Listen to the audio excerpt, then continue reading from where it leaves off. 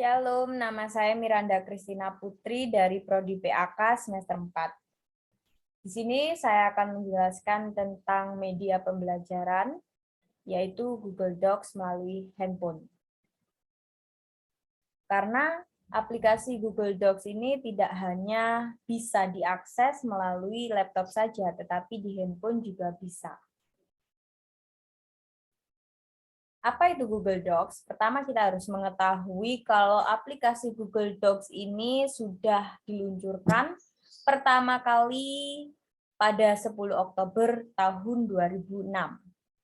Aplikasi Google Docs sendiri adalah aplikasi untuk membuat, mengedit, atau berbagi dokumen kepada orang lain. Wah, seru. Bagaimana cara login ke aplikasi Google Docs ini? Pertama, kalian pasti harus buka Play Store terlebih dahulu, lalu ketik Google Docs di sana, dan kalian harus menginstal terlebih dahulu. Setelah terinstall, maka kalian harus login menggunakan email. Jika kalian sudah pernah login ke aplikasi Google Docs sebelumnya, maka kalian tidak perlu memasukkan email lagi, karena akan secara otomatis email itu sudah terverifikasi dan kalian sudah otomatis login ke dalam aplikasi Google Docs ini. Untuk membuat suatu dokumen, kalian bisa klik tanda plus di bawah pojok kanan ini, dan nantinya akan ada 3 pilihan di sini. Kalian bisa lihat di gambar 2, ada pilih template, file Word baru, dan juga file dokumen baru. Template ini biasanya kalian jika mau membuat proposal, buletin, brosur, atau laporan kerja, atau surat-surat lainnya. Namun, file Word baru dan file dokumen baru ini tampilannya sama saja. Yang menjadi perbedaannya adalah saat kalian mendownload file ini. Jika file Word baru, maka tampilannya akan seperti Google Docs. Tetapi, jika kalian memakai file dokumen baru, saat kalian download filenya, maka tampilannya akan menjadi seperti PDF. Jadi, terserah kalian saja mau pakai yang mana. Jika kalian memilih salah satu, maka tampilannya akan seperti ini. Di gambar yang ketiga, kalian mulai bisa mengetik di sana, mengedit dokumen kalian. Dan saya akan menjelaskan beberapa fitur yang ada di gambar ini. Untuk gambar ini, panah ke sebelah kiri itu artinya kalian membatalkan apa yang sudah kalian lakukan. Misalnya kalian menghapus sesuatu, menghapus sebuah kalimat.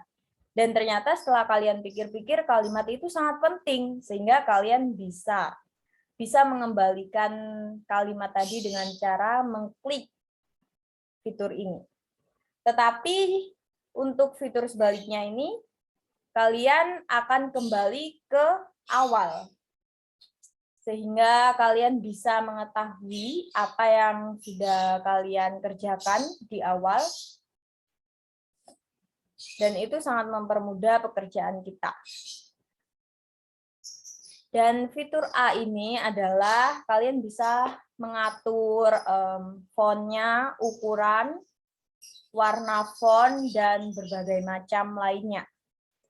Kalian juga bisa menambahkan gambar, video, atau kalian juga ingin membuat catatan kaki, kalian bisa klik di gambar ini. Dan ini seperti yang kalian ketahui, tampilannya hampir sama dengan di Word ya. Di sini untuk menebalkan tulisan, di sini untuk membuat tulisan miring, ini membuat tulisan bergaris bawah, dan ini untuk memilih warna dari tulisan, ini untuk mengatur rata kanan atau rata kirinya.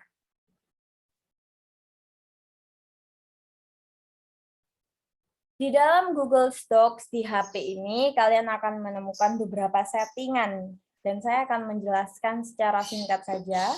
Di gambar pertama ini berada di dalam dokumen yang sedang kalian buka ya. Untuk melihat tata letak sebuah halaman, kalian harus mengklik tata letak cetak ini.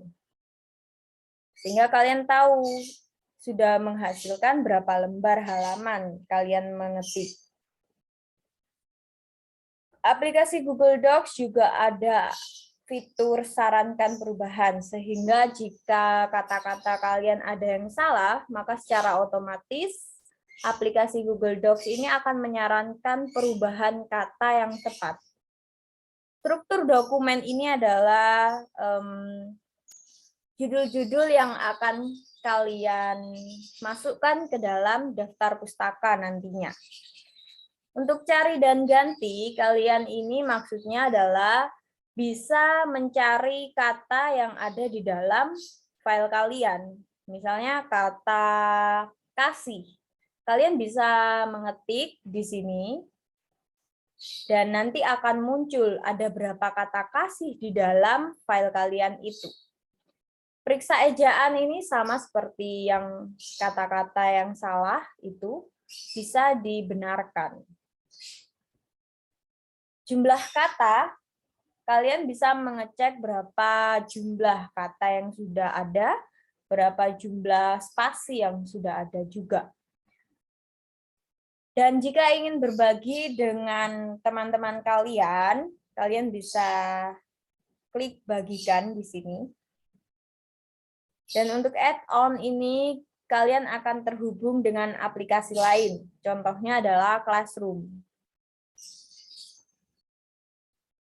Dan di sini jika kalian keluar dari file kalian dan ingin menambahkan ke berbintang, artinya file ini sangat penting bagi kalian, kalian bisa saja klik ini. Ini tadi adalah bagikan, artinya kalian menambahkan email teman kalian untuk mengerjakan dokumen ini secara bersama-sama. Kalian bisa kelola di sini orangnya siapa aja, dan link yang kalian bagikan itu bisa diakses oleh siapa saja gitu. Tersedia offline, artinya file yang kalian gunakan ini sudah tersedia offline. Jika kalian tiba-tiba tidak memiliki data seluler, maka kalian tetap bisa masuk ke dalam file ini, tetap bisa mengerjakan dan melanjutkan tugas kalian. Untuk detailnya di sini adalah menjelaskan tentang tanggal pembuatan dokumen dan juga tanggal berbaginya dokumen ini ke email orang lain. Untuk salin link dan berbagi link, kalian bisa klik di sini. Untuk salinan juga kalian bisa mengklik di sini. Bisa juga di-download atau disimpan sebagai Word. Word itu yang tadi ya. Jadi saat di-download, maka tampilannya akan seperti Google Docs. Untuk mengganti nama juga bisa. Dan kalian akan terhubung dengan aplikasi Google Drive juga di sini. Untuk dipindahkan, mungkin kalian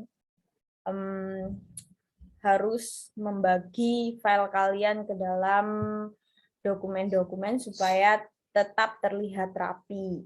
Bisa juga dicetak atau ditambahkan ke layar utama handphone kalian, sehingga file-file yang sangat penting mungkin kalian bisa klik tambahkan ke layar utama, karena kalian akan lebih mudah membuka file tersebut.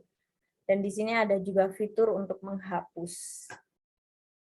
Selanjutnya di gambar keempat ini, kalian juga bisa melihat siapa saja yang sudah berbagi file dengan Anda dibagikan kepada saya ini ya.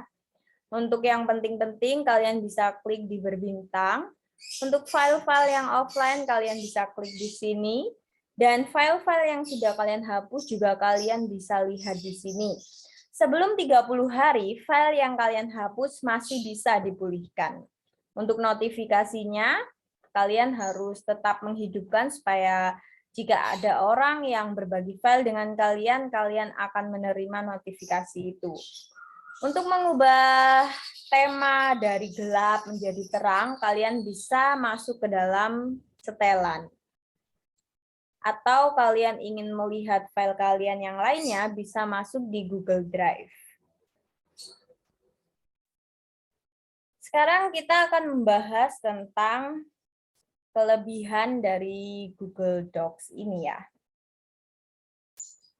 Pertama, memiliki berbagai fitur seperti memeriksa ejaan tadi dan voice typing. Namun voice typing ini hanya ada di laptop saja. Kalau di handphone mungkin masih belum ya, masih belum bisa. Lalu yang kedua adalah bisa diakses di mana saja dan kapan saja.